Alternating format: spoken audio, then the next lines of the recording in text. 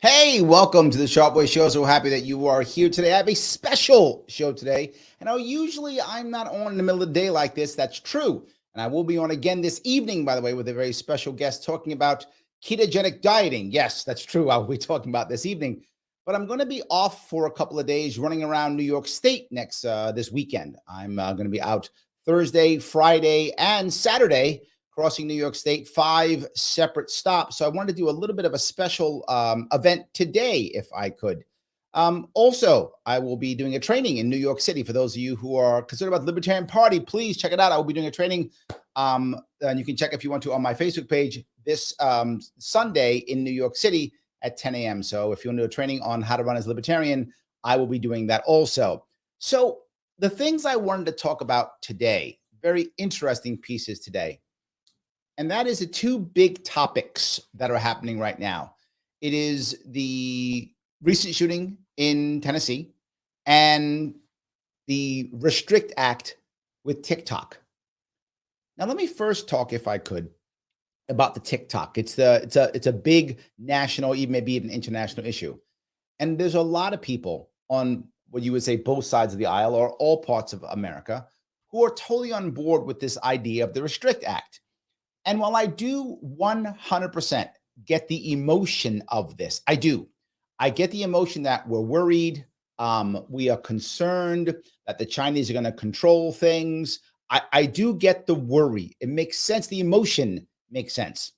The sad part is we're not going to be able to control the government just beating up the Chinese or whoever is the enemy of the day. That's the biggest issue with that. Perhaps, and I'm not sure it's true, but perhaps it's true. Perhaps we have to stop the Chinese and TikTok. I'm not sure I buy it, but for the sake of argument, let's say that part is true. It can't be done this way.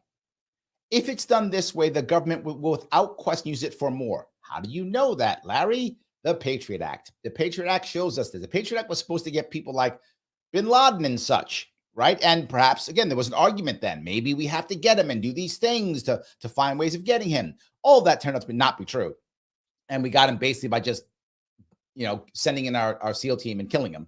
And other stuff was irrelevant. TSA stuff was irrelevant. Everything else was irrelevant except for this. So my point is, are there ways or reasons to be concerned about some foreign entity controlling or hurting us? Yes, of course, that is a real fear. This is not the way to make it happen, if that makes any sense. You're going to say, Larry, wait a minute, hold on. So now you're telling us that we can't use the Restrict Act. Yes, it is a terrible idea. I understand why you'd want to. But here's what's going to happen. I want you to be clear about this. If we make this happen, now the government will use this as a reason to restrict whatever and however and whenever they feel appropriate. And if you're the one who's getting beaten up, you will have a chance at maybe suing, maybe could be, but probably not. Probably nothing's going to happen. You're just going to get restricted. It will make every single large organization afraid the government will shut them down if they don't do what the government says. You think the Twitter files were a big deal? Nothing compared to what's going to happen when the government says, you're going to do what we say, or you might be a bad guy, one of the bad ones, and we're going to ban you and get rid of you. Okay, Larry, you remember saying, if that's true, Larry, if what you're saying is true, then why would the big wigs want to do it? Why would Twitter or Facebook, why aren't they fighting this with tooth and nail? Because they're already in bed with the government. We know that already. They're already business partners. They don't care about you or your freedom or anything like that. Nothing. They don't care about that. They don't mind if the government's in bed with them. They're already in bed. They just want to get rid of TikTok, who's eating their lunch every goddamn day. TikTok is eating their lunch. So now their partner, the government, can get rid of TikTok, their competition, and now they can become American TikTok. That's what they want to become. TikTok's rotting our kids' brains. Facebook is just mad. China's going to come over here and rot our kids' brains. They don't get to do that. I get to rot our kids' brains. That's what Facebook is trying to create with Meta or whatever the case may be. That's the issue. So that's why they're trying to get rid of TikTok, to make sure that it's American companies that rot kids' brains. I know the other pushback I get. Well, Larry, what if China gets this information they need to beat us up or whatever? Then they'll just buy it. Literally, China has lots of money. They'll just buy it. And they'll just go to whoever. Google has more information on us than anybody else. They'll go to Google and say, here's a big check. Can I have the information? Google will say, yes. 100%. Yes. How do we know this? It does it every day, all the time. And when the government says, hey, I think this Logan guy is a bad character. Can I please have all of the information so I can create a case against him? Google will go, yes. Hey, government, take it. And restrict that to make sure no one will ever say no. This is a terrible idea. Okay, so that's the negative part. But now you're saying, well, Larry, how do we fix this? There is, of course, a grossly simple answer for this, as there always is a policy answer for this. The policy answer is as follows. If you are a social media company and your product is available to the public for free, if that is the case, then your algorithms must be 100% transparent. That's the law. That's it. But Larry, what about privacy? No worries. Then charge for it. You are now a private club. So if I have to pay $6 a month or $4 a month, or I can't have access to it, well, that's a private club. You can make your algorithm whatever you want. Your people are paying for it. But if you're not paying for it, that means by default, the public is by default your product, right? So if the social media platform is free, the public is your product. Therefore, the public must have access, complete transparency to your algorithm, period. What will happen? Either companies like TikTok will have to make their algorithms completely transparent, in which case we can now see what they're doing, who they're looking at, how they're looking at it, how I get put to the top, what kind of garbage they're putting in front of me, etc. And we can now act accordingly. Or they'll stop. Nobody banned, no government control, done and done. That's how that works. You want to solve this problem.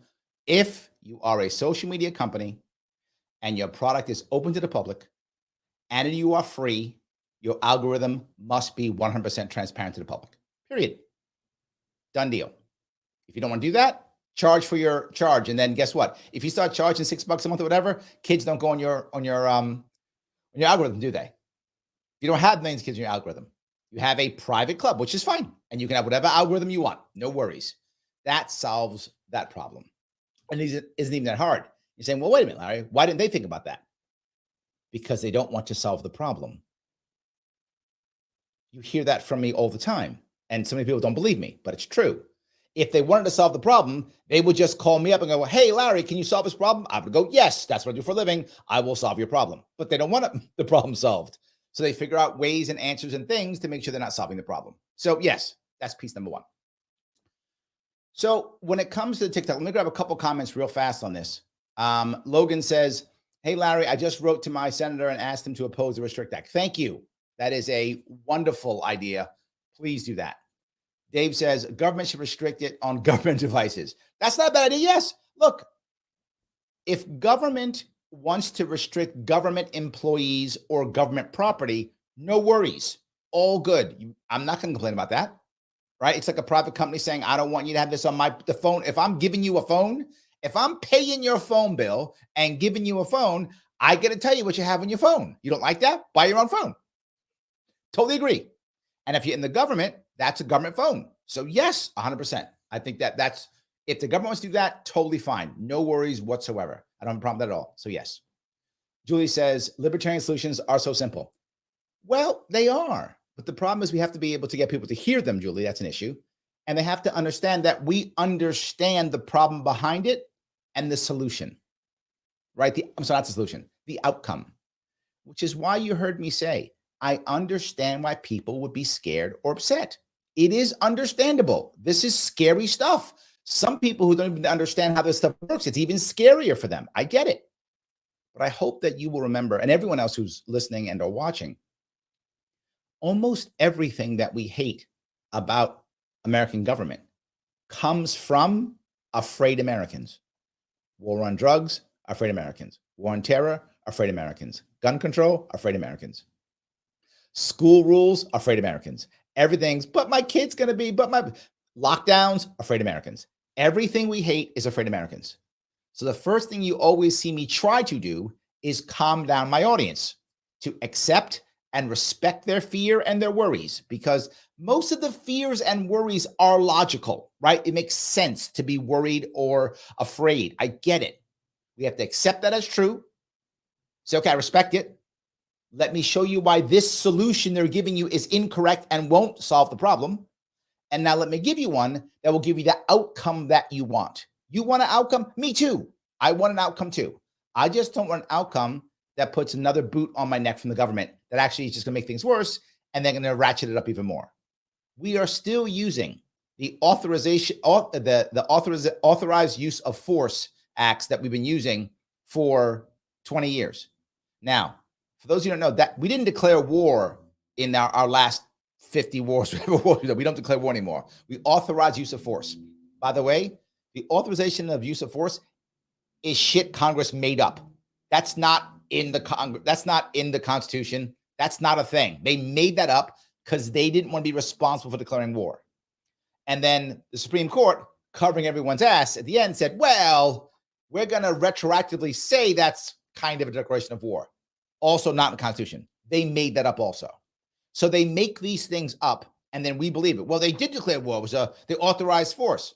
Great. You just made stuff up. Okay. I didn't steal your house, Julie. I requisitioned your abode. See? I didn't steal your house. I requisitioned your abode. See? It's different. See? So I don't know. Anyway, just doesn't make any sense. They just make stuff up. So yes, libertarian solutions are simple to go down that road. Let me put the next piece. And while this one is also simple that I'm going to bring up, it's not easy. Not easy at all. This is about the shootings in Tennessee. And the worst part about this is they used the shootings in Tennessee because the person identifies as a transgender. If I'm not mistaken, I think she was, well, or maybe he. I'm not sure. I'm gonna go with they because I'm not sure. I think they were female to male. I think that's right. I don't remember because it doesn't matter, right? A person's a person's a person. They were a shooter. They're terrible. So I don't really care.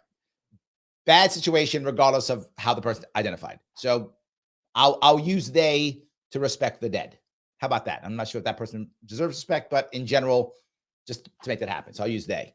The point I want to bring up here is it doesn't matter if that person is trans or gay or straight or white or black. There's always a common denominator through all of it. And I say this all the time. I've been saying this for literally, 5, 6 years now? Is that right? Maybe even 7 years, 2016, 2017. So 5 or 6 years now. I've been saying this now. Same thing again and again and again. These people, two things are true. One, they have some type of psychotropic drug. They're prescribed to it in some way, shape, or form. Always, every time. And two, they don't have a girlfriend, or maybe in this case, boyfriend. I'm not sure if the shooter liked boys or girls. Whatever. They don't have a lover or a significant other. They don't have that. And they have some type of drug, of course. Why does that matter? Does it mean everyone who doesn't have a boyfriend or girlfriend is going to shoot people? Anyone who has a psychotropic drug is going to shoot people? Of course not. But these two things are indicative of the same thing. What is killing our kids? Lack of community, lack of purpose, and loneliness. And this shooter was a part-time worker, cat sitter, and I'm not joking. I'm not teasing because she's a woman. That's just what she was, a cat sitter, and lived at home with her parents still at 28 years old. This is a common problem. It is always young people who are broken, almost always young broken men. I'm not sure that she counts or they count as a male or not. I don't know, but whatever. Still broken and young. Those two things are still true. If you have close friends, you don't have to do this. If you have a significant other, you don't have to do this. If you have purpose, you can't do this. You have a purpose. Why would you go kill yourself? As you hear me say all the time, these are public suicides. Again, a public suicide, as it always is. So we know now what the problem is. Public suicide, big problem, got it. What do we do about it? How do we fix this thing? How do we deal with this? Well, from one side, you're going to get the right, more access to mental health. That's not the answer. That is a Band-Aid. As usual, Republicans have no answer. Just access to mental health. They're not going to find a way of doing it. They're not going to change the system. They just say more access to mental health. The Republicans have no answer, as always. As always, Republicans are the party of no answers, of course. Democrats, the party of bad answers, of course, bad answers. We need more gun control, gun control, gun control, gun control. That's the answer, right? None of this is true. They don't deal with the issue, which is we have broken young people in our country all over the place. You hear me say all the time. Why is it in this country and not others? Because we have more broken people in our country than other countries. Broken young people. That's why. You might say, and I've heard people say it, Larry, why do I care? These guys are losers, or they're bad, or they're crazy, or whatever you want to say. Okay, you can say that. But for every one of these shooters, there are literally hundreds of people who are watching and feeling the same way. Now, I want you to think to yourself for a moment, how does a person have to feel? In this case, pretty sure shooter was a biological woman. I'm pretty sure. Someone will correct me, I'm sure, if I'm wrong. Pretty sure they're biological woman. So a biological woman is going to go into a school and shoot children. How do you have to feel as an individual, as a person? How broken do you have to be? How disrespected do you have to feel? How hopeless and nihilistic is your soul? Is as a biological woman, you go into a school which you picked on purpose. Her manifesto already said this, because it had less defense. It was a softer target. So you picked easier pickings, literally shooting down in this case, and you shot children multiple times. Children. You murdered children. Now, it's very easy for us to go, she's a bad person, he's a bad person. Okay, you're right. I'm not taking that away from you. You are correct. But what had to happen to that person to make them feel that way? Who cares, Larry? They're dead. Because there are hundreds more sitting in their parents' basements right now, if not thousands more, thinking just like her, going right down the same dark rabbit hole she's going to go down. And they're going to come back out and they're going to kill our children. I have been telling you this for years. If you don't care because you think it doesn't matter, great. You will care when they murder our children. They are literally murdering our children. We should probably care about this. This is probably an important issue for us to deal with, since they are literally murdering our children. I brought the three things up: loneliness, lack of purpose, lack of community. Where does all this start? The left will say, well, it's because we don't have free college. The right will say, oh, it's because wokeism has destroyed our youth. Maybe they're both right. I don't know. Doesn't matter. The point is, neither of those things are going to change. What can change? Two pieces we have to worry about. Two. Number one, our education system is destroyed. You might go, Larry, you can talk education off this? Yes, I am. I brought this up in 2018. Yes. Our education system is the problem. Our educational system gives our kids no purpose and no hope. It does. It gives our kids no purpose and no hope. So if you can't get the great grades in the great schools, clearly you're a loser. That's our current system. That's our current system. The average kid right now in America will take 6 years to graduate college. Average. Some take longer. Many don't even bother graduating. Many of them are painfully wasting their time in high school. Most of the stuff we learn in high school, and I know this will make some of you upset, but I don't care. The data's in. They're killing our children. Most of the stuff we learn in high school, utterly useless. And I mean utterly useless. For most, not all, because some kids are learning it to go off to do a specific college thing, and it does happen. But the vast majority, literally useless. They could have just stopped working. They could have stopped going to school at 16 and gone and got a job. No difference. So they spend 4 years learning nothing in school. Useless stuff. Why aren't they learning how to, I don't know, get a loan? I'm not joking. There's a difference between leasing something and buying something. How credit cards work. Yeah. When I mentor high school kids, the first thing I mentor them through is how to think big about their life. I'm not joking. Most of these kids can't imagine doing anything except doing what they're told. That's it. Why do you think we can't find workers? That's it.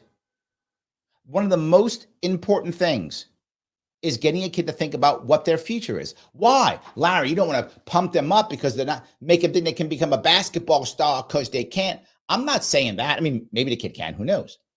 But if a kid believes that they can become a basketball star, or if the kid actually believes they can become a movie mogul, or they can become they can be the next Bill Gates, or whatever, or Bezos, or whatever they think is cool, whatever the cool thing of the day is. If they believe that, they're not going to shoot up a school because they're trying to become Jeff Bezos or whoever is the cool basketball player of the day, or whatever is the thing they want. I don't care what they want. Just freaking want something. I don't care what that thing is. I don't have to know. They don't give a damn what I think. I'm an old man to them. They don't care what I think. But they have to think something. Our school system does not do that. Our school system pushes them through a system so they're nothing but a number. And they are taught, and I'm not joking, that a more important thing to do than to make money or to be successful in life is to be an activist. And I know some of you left me mad and say it's not true. You are wrong. I just put my kids through this. My kids are already in it. That's what's going through in the schools, New York City public schools. That's how they're graded on the level of activism. I'm not joking. That's a real thing. And if you have kids in school, you know what I'm talking about, right? And for those of you who think I'm making this up, I pulled my daughter, my oldest daughter, out of school a half year early. I was like, you're just, I said, how do I get her the appropriate classes so she can graduate early? They're like, well, you have to do X, Y, and Z. I had to go into school, fight them because they wanted her to stay. I'm like, it's nothing. Get her through. I don't care what her grades are. I already got her accepted to a college. I didn't care what her grades were. I didn't care if they were. I mean, to be forward, I'm guilty too. I mean, I was a terrible high school student. And this is the 80s. And I was a terrible high school student. I barely graduated high school with like D's and C's. I barely graduated because it was useless then. And it's useless now, but it's fine. It's always been useless. So I got her out early. So I practiced what I preach. I pulled my kid out early. I took my youngest one and I homeschooled her because it's useless. It's useless. So why would I want to put my kids into that world? They are in that world right now. And as they're in that world right now, they feel hopeless. You see the kids thinking that the best answer for them is online video game playing. The best answer for them is having friends. And they believe their friends are all digital friends, virtual friends. And here's the thing you got to understand. A lot of this is, the first part, of course, is schools. But the second part is parents. And if you're a parent, and if you're the kind of parent who only lets your kid go on play dates that you set up, thinks that the activities the school puts on is more important than your kid playing with friends, you are part of the problem. Let me say that again, in case it makes you angry. I don't care if you're angry, because again, your kid's going to be shooting our children. So I don't care if you're angry. If you're the kind of parent who coddles your kid to the point where they can't do anything unless some authority or you tells them to, you are part of the problem. And not necessarily because your kid will go shoot somebody. Your kid might, because most of those kids have that kind of parents, but maybe not. But now the other parent or the kid who's trying to connect to your kid so they can have friendships and talk and play and feel human and have a connection, well, they can't because you won't let your kid out. Your kid's maybe the only kid for the other kid to play with. So as each of you keeps your kid locked up, no one can have friends except on the phone. And we wonder why they're on the phone all the time. You have trained them to do so. So they act accordingly. You give them the option to only do that.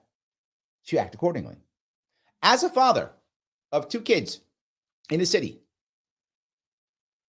I have gone out of my way, and my wife even more. I mean, I got to give her more credit than me. Even more, gone out of our way to get our kids to meet and talk with in person other kids.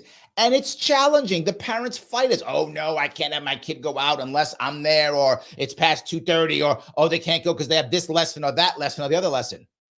Yeah, but your kids have those friends. Your kid has no friends. Your kid doesn't know how to talk to people.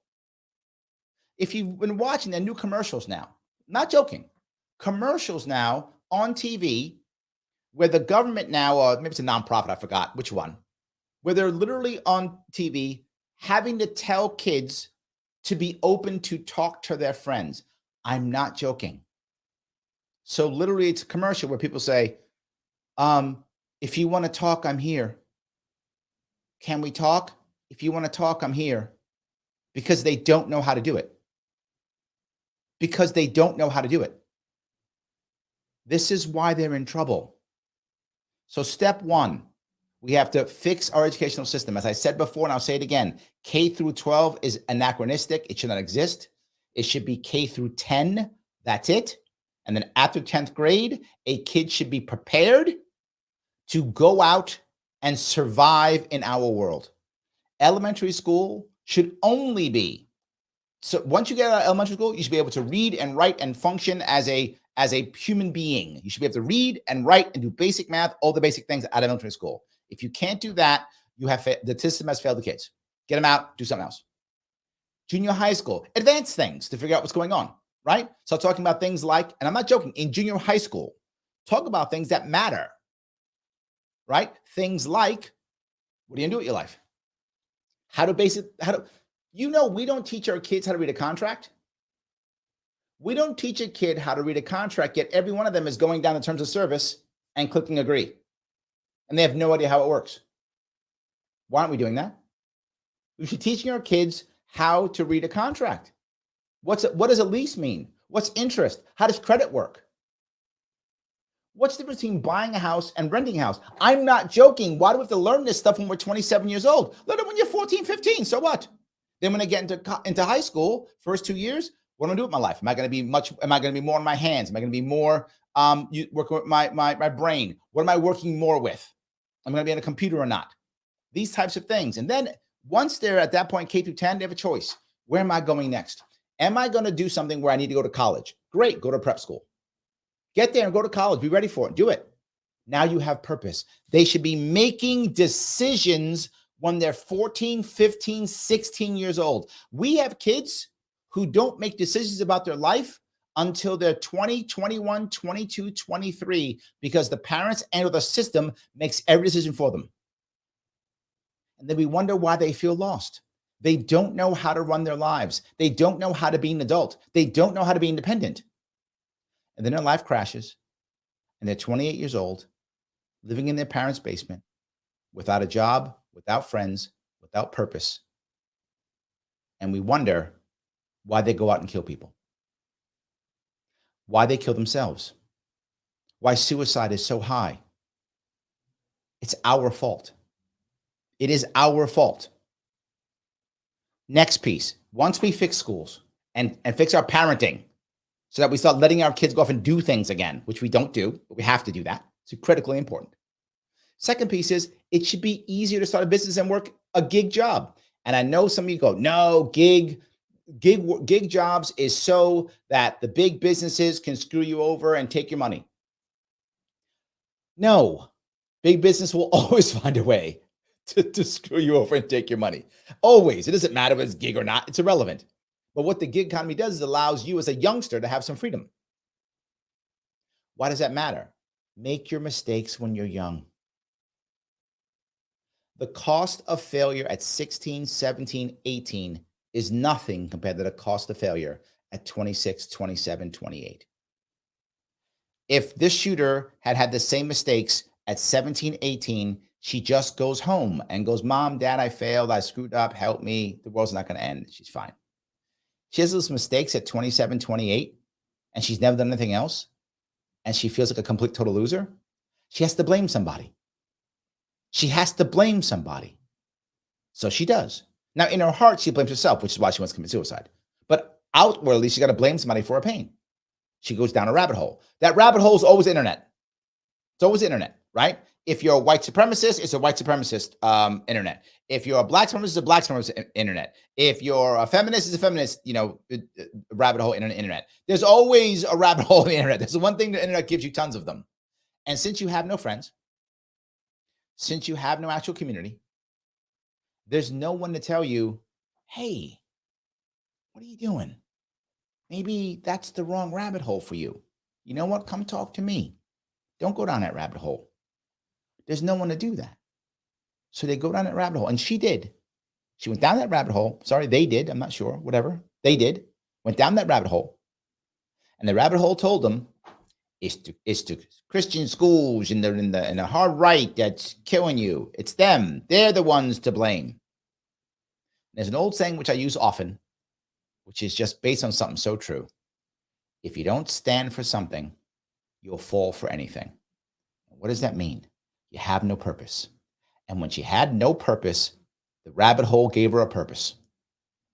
The purpose is how she wrote a manifesto.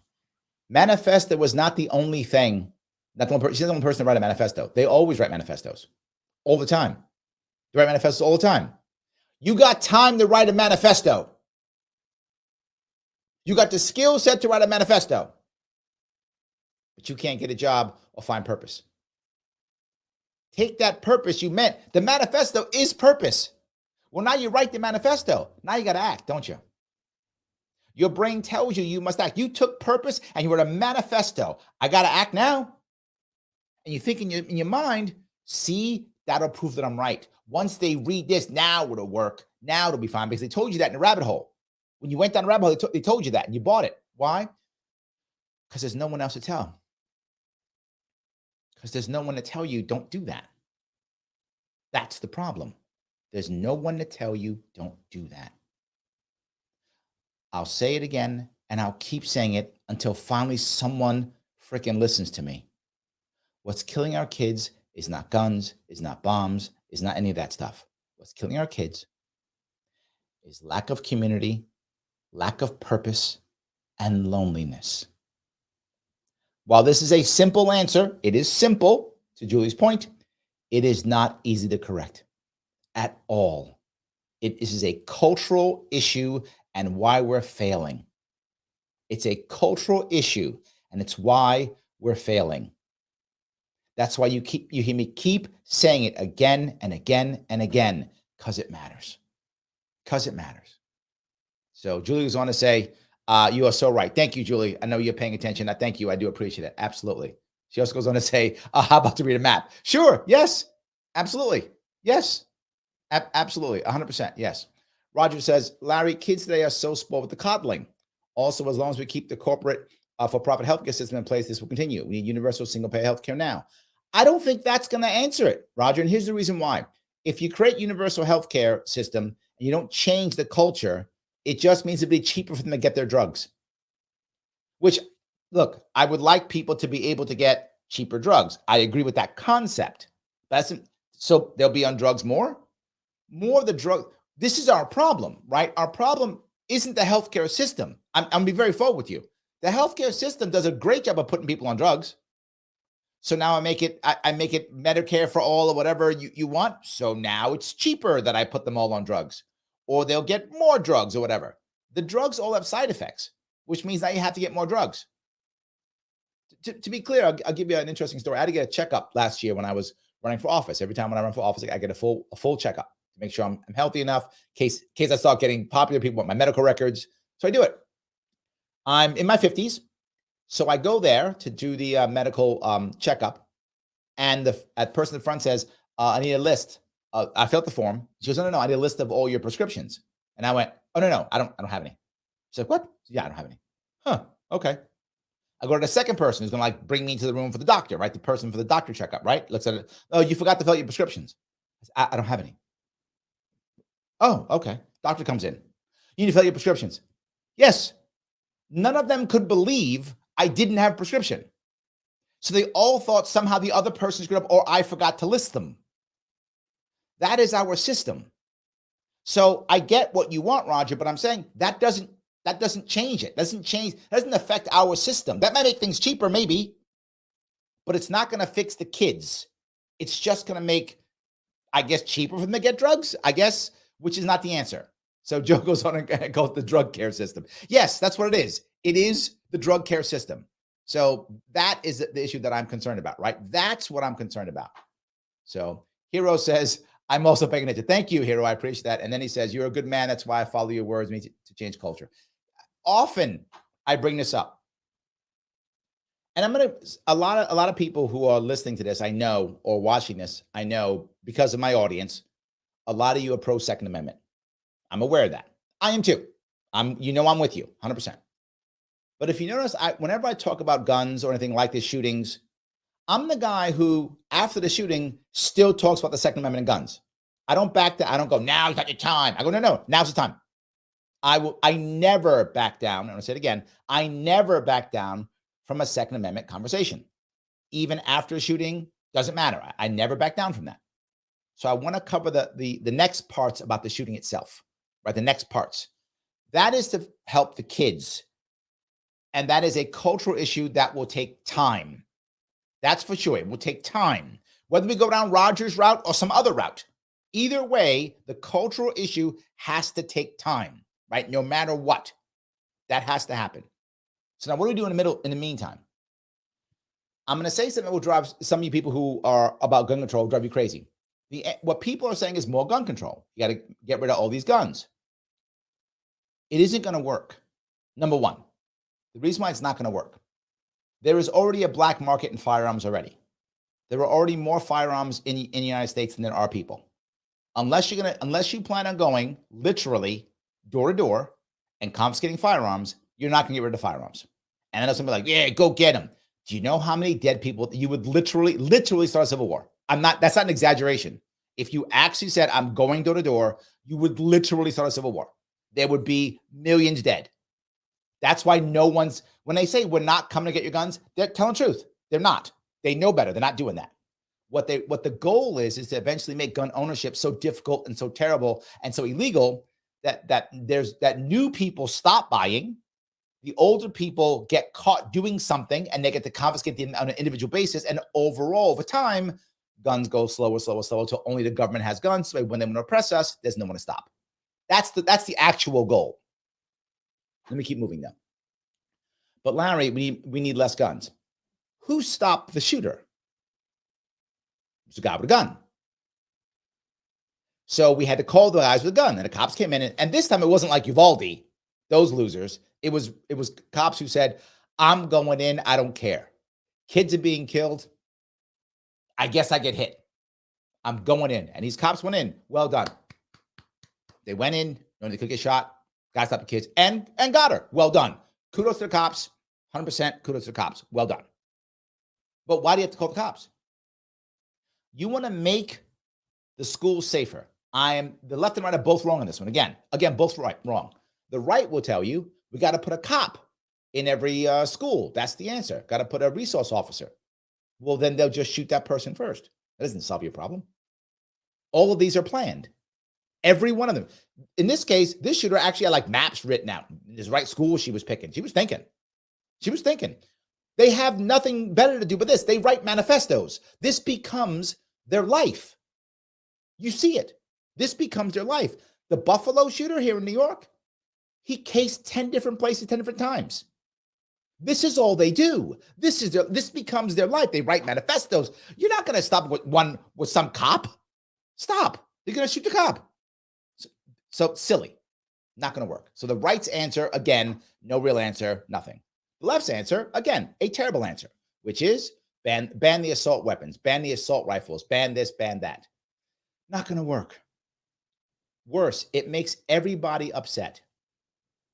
I saw I'm pretty sure it was Rising, and I think it was Brianna Joy Gray. She was talking about our Second Amendment privileges. Yes, I know some of you just now got so triggered. So did I when I heard her say it. Yes, she said Second Amendment privileges. She did not say rights. The word she used is privilege. Yes. I know some of you just want to pull your hair out. I get it. I felt the same way. I don't have enough hair to pull out, so I can't do it, but I felt it too. But that's how many people who are left-leaning believe. They think the Second Amendment is not a right. It's a privilege. They believe that, which is why you never hear me talk about that. You never hear me go, shall not be infringed, because they don't care at all. They don't see it as a right. We have to show them that there's value behind it. And here's how you do. You very simply say, in any school, if there is an administrator or a teacher who is authorized to carry by whatever your state laws you have, if you're authorized to carry, if you want to carry, you may. That's it. That is the law. Again, Julie, a simple law, a simple rule. If you are authorized by your state to carry, then you may. That's it. Larry wants to arm teachers. That's not what I said. I said, if you want to, you may. That's all. What does that mean? That means the shooters will not know who's carrying. Is the teacher carrying? Is the principal carrying? Is the janitor carrying? We don't know. Is nobody carrying? Is everybody carrying? We don't know. That's a good thing. Why? Because then they can't plan. Well, Larry, that's dumb. No, that's what happens. That's why this shooter picked the specific place. She picked the softest target. Make all the schools hard targets, they'll stop shooting up schools. How do we know that? In schools that have harder targets, they go shoot someplace else. They shoot up theaters or churches, right? We see it. That's what happens. So that's why I bring this answer up secondarily. Why? Because that's a Band-Aid.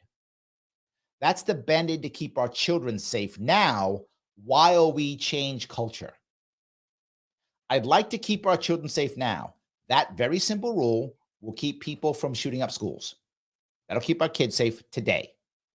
But it's a Band-Aid.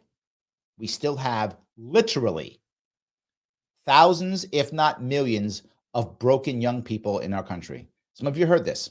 For some reason, most people don't seem to know why, there are somewhere between 3 and 4 million young men who have simply quit looking for work. Let me say it again so you really get this in your head. There are somewhere between 3 and 4 million men, mostly young, who have simply stopped looking for work. You might go, well, they're losers or whatever. There's 3 things you have to understand about this. Number 1, if they're just sitting home or sitting in their basement or wherever they're sitting, in their house, whatever they're doing, living with their parents or something, 1, you might go, well, I don't care. It's not my son. Okay, but then where are your son's friends? He doesn't have any because they're all in the basement. Or where is your daughter trying to find a husband or a mate or a father for her children? She can't find one because they're all in the basement, on the internet, in some rabbit hole. So those 2 reasons right there, you should care. But maybe you don't have kids. You don't care. I don't care. I don't have kids. Who cares? I don't have kids. Okay, great. Every single time a fascist takes over, every single time a fascist takes over, who fills the ranks of the fascist army, of the fascist elite forces, of the fascist street thugs? It's always the same. Disenfranchised young men. We are creating an army of 3 to 4 million disenfranchised young men who aren't standing for anything. Who aren't standing for something, so they'll fall for anything. So when the fascist leader steps up, they will lockstep get in order. And you might go, well, they're just dumb, or they're right wing, or they're left wing, fat, or whatever you're going to say. Yeah, you can talk all your trash and be righteous. You can be righteous as that young man is grabbing you by the back of the neck and shoving you into a camp, or putting a bullet in the back of your head, or whatever the fascists will do to hurt you. I can guarantee you, 100% guarantee you, that the person who will be putting you in that camp or confiscating your property or shooting up against a wall or whatever they're doing is going to be a young disenfranchised male who now has purpose, who you were laughing at 6 months ago, who you were talking trash about 6 months ago. He's going to show you. He's going to show you. And we all lose. I know that sounds horrible. I know it does. But we should care. Banning guns doesn't stop fascists. Ask Timothy McVeigh. Oh, maybe he can't anymore. But yeah, Timothy McVeigh, he told you. Remember the Waco thing? Timothy McVeigh, those you might have seen that series, I think was it Netflix, I think? HBO, I forgot, one of those places. Timothy McVeigh Didn't need a gun to do what he did. Killed tons. 9/11, didn't need a gun for that, did they? They showed you. And what do we do after that? We punish ourselves. And we haven't fixed it, and that was 30 years ago. And we haven't fixed it. Still, we haven't fixed it. I know I sound a bit upset. I know, because I am. I've been saying this for years. And I look at the mainstream media, no one's saying what I'm saying. I said it on Joe Rogan. You think somebody might pay attention? I say it on my show like every other month. I said after every single shooting, I said the same thing. All the time. The same thing. This is how you fix it. You can't have a society working with millions of broken young people. You can't. And most people are men, which is worse because, boy, when it comes to organized violence, young men that's the demographic for organized violence. It's young men. That's the demographic. No demographic beats that. Older men, middle-aged men, older women, younger women. Young men. That is a demographic for organized violence. So when the fascists come, you're like, thank you. Huh, give me an army. Appreciate you giving me that. I'm going to recruit them real fast. Before you know it, we'll have the camp set up in no time. Thanks. So yeah, this is an issue we have to worry about. I know I'm the shootings that we keep seeing, they're the canary in the coal mine. They're the canary in the coal mine. And you can't just keep yelling about Second Amendment or mental health. This is a massive cultural issue. Julie goes on to say, the youngsters feel defeated. Of course they do. That is why so many of them, by the way, you find so many youngsters now becoming radicals on one side or the other. Why? Because the most zealous are the converted. So they did believe this, now they believe that. They are converted. They are zealous. They are zealots.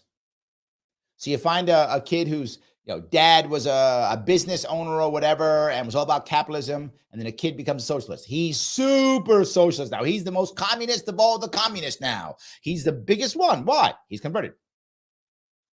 He's converted. But it goes back to something that's important. If you remember during the summer riots, during the BLM protests, the summer riots, there was a woman who said something that was very poignant. She was being interviewed by somebody. I forgot who it was. And the person says, why are you burning down and destroying your own neighborhood or whatever? And she said, we don't own this. We don't own anything here. What do we care? Now, I'm not saying she was right for what she was doing. I'm not advocating for the violence at all. I am explaining it. If you have no hope, you have no ownership, it doesn't matter. Why do you care if you burn it all down? It's not yours. You don't care. No one seems to care about you. This is to Julie's point. If they feel like they're defeated and no one cares about them, why not burn it down? Who cares? I got no future. I'm not going to get a piece of that. Burn it all down. Who cares? That's how they feel. Again, not advocating. But if we're the older ones, we're the ones supposed to be setting up a situation to where they do care. Having an environment where it's easy for them to care, easy for them to get involved. You know what? Yeah, I should fix things. I should care. I should go do things. I should go buy things. I should go fix things. I should go own things. Most of the youth isn't. And of all these things, here's the worst part. The shootings that are happening now are becoming normal and go right past the cycle now. Oh, only 6 kids killed or 3 kids killed, whatever. Oh, okay. That's the norm. Until it's someone you know. Then all of a sudden, someone's got to care. Until it's someone you know. Then it matters. I would like us to fix this before it's someone you know. I yapped away today. I'm happy that you guys gave me some. I'm supposed to do a different show today, but my guest, a little issue with the guest, so I thought I could do something like this instead. I thought it was a better, more interesting piece. I appreciate, I hope I was clear on trying to solve this shooting issue. I hope I was clear on how we can, how bad this TikTok issue is, banning TikTok, how bad it is, and a way of fixing it, right? We can fix this. To recap, we fixed the TikTok issue very simply. We make a very simple rule, grossly simple. If you are a social media company and you are public, meaning you go out to the public, and you are free, meaning anyone can go on without paying, then you must be completely transparent on your algorithm, period. Totally transparent on your algorithms. Everything must be transparent. Now, I know some people say, well, Larry, they're a private company. Awesome. Then charge a fee. If you're going to charge $4 a month, $8 a month, $10 a month, whatever it is to join, it's now a private club. Have any algorithm you want. I don't have to know that. No worries. I'm paying for it. If I want to demand that I know before I pay, then it's up to me. It's between me and you. We can do what we need to do. No worries. But if it's $5 a month or whatever the case may be, kids aren't on it easily. Kids only on it if the parents agree. And I'm okay with that. No worries. Have your own private club with your own private, whatever, social group, whatever you want. No worries. If it is to the public and for free, it must be transparent. TikTok will do one of two things. They'll become transparent or they'll walk away. No need for the government to ban anybody. I'd rather them all just become transparent. We can look at it and see, wait a minute. Oh, they're doing this, they're doing that, they're doing this. Look what they're doing. And now we can actually know what's going on and take action, right? And then take action. Second piece, school shootings. School shootings are always the same thing. Public suicides. Public suicides. If we accept this as a public suicide and treat that problem, we will fix this. What is killing our children? Lack of community, lack of purpose, and loneliness. Guys, thank you so much for tonight. I appreciate it. I'll be back on again tonight at 7 p.m. talking about, believe it or not, ketogenic diets. Yes, I will. I will be off for about 4 days because I'll be traveling New York State. Yes, I'm back in action, crossing New York State again on tomorrow. I'll be in Dutchess County and parts of the Hudson Valley coming up here on Friday and Saturday. Sunday, I'm back in New York doing a training, and I'll be back in action here on the Sharpe Way tonight at 7 and then on Monday. Guys, have a great one. Thank you for giving me a chunk